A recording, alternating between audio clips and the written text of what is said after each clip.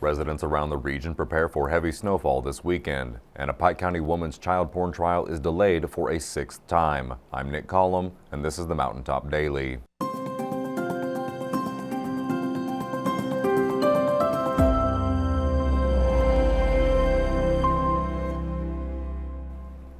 All eyes are on the weather forecast as a severe winter storm is expected to move through Kentucky this weekend. Robin spoke with Pike County's Emergency Management Director to get the latest.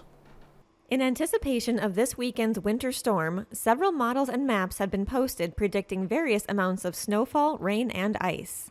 Pike County Emergency Management Director Nee Jackson tells us what we can actually expect and how to be prepared.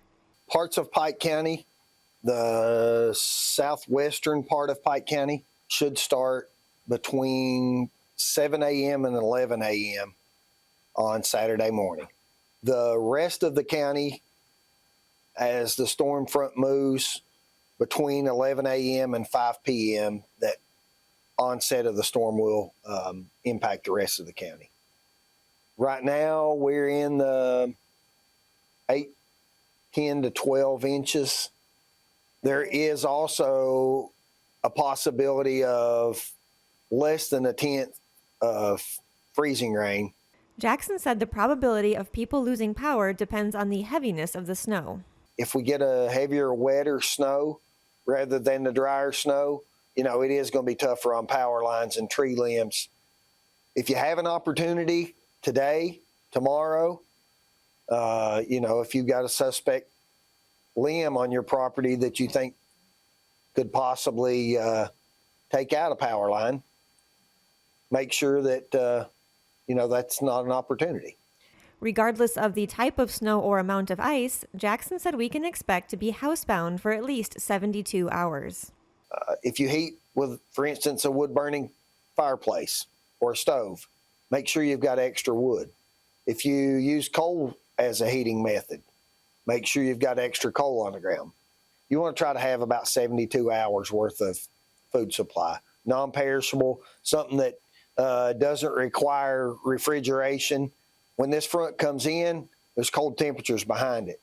So the thawing process is not going to happen in the 2 or 3 days after this storm comes through.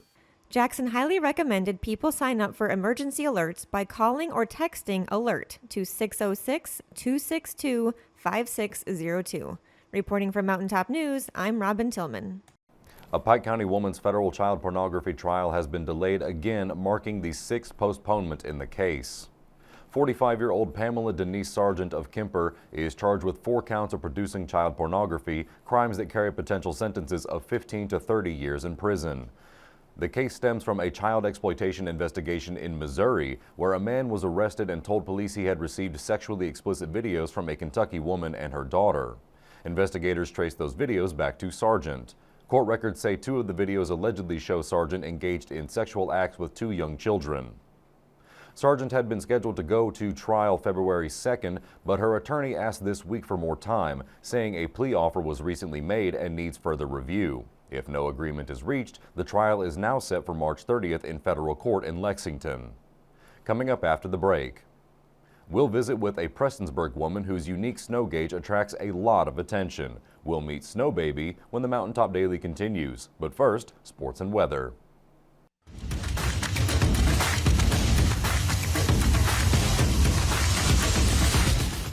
How's it going, sports fans? Cody the Professor Davis here with your Mountaintop Sports Recap. Alright, first up, we have live stream action tonight between Phelps and Shelby Valley. It's basketball. Be sure to tune in at 7:30 p.m. on our Facebook, cable TV channel, or our app. If you haven't seen the photos from yesterday's Ladies Panther watch party, be sure to go check them out on our Facebook page. Huge shout out to Buffalo Wild Wings for the hospitality. Finally, Kentucky football head coach Will Stein has announced the hiring of Parker Fleming as the program's special teams coordinator and inside wide receivers coach. He's arriving in Lexington with more than a decade of experience, and he was most recently at Oregon as the assistant quarterbacks coach, working closely with Stein's offense. He's bringing a proven track record of excellence from some of the nation's most successful programs. That's going to do it for today, everybody. Please stay warm this weekend. It's going to be a cold one. I know I'm going to be nice and toasty with some propane heat. This has been your Mountaintop Sports Update. I'm Cody the Professor Davis, and as always, thanks for watching.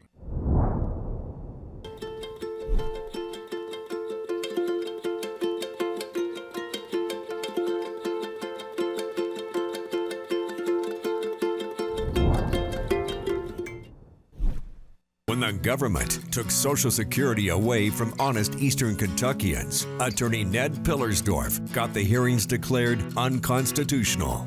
When the women guards were harassed at Little Sandy Jail, Ned fought back, securing a $1 million verdict at trial.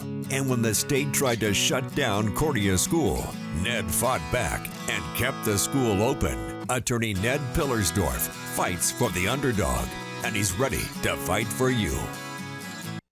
Hey, it's Kristen Mulcahy, Marketing Manager at Appalachian Wireless. We've all been there. You've tried one of those big carrier promises? Sounds amazing, doesn't it? Until you read that fine print. Then suddenly you're on hold. Again. And at Appalachian Wireless, we do things a little different. We answer your calls, we help solve your issues, and guess what? We work for you. Experience matters, right? Our team, we're the real wireless experts. So why choose anyone else? Visit one of our retail locations today or online at AppalachianWireless.com to see how we can better serve you. Because we are you. We are Appalachian Wireless.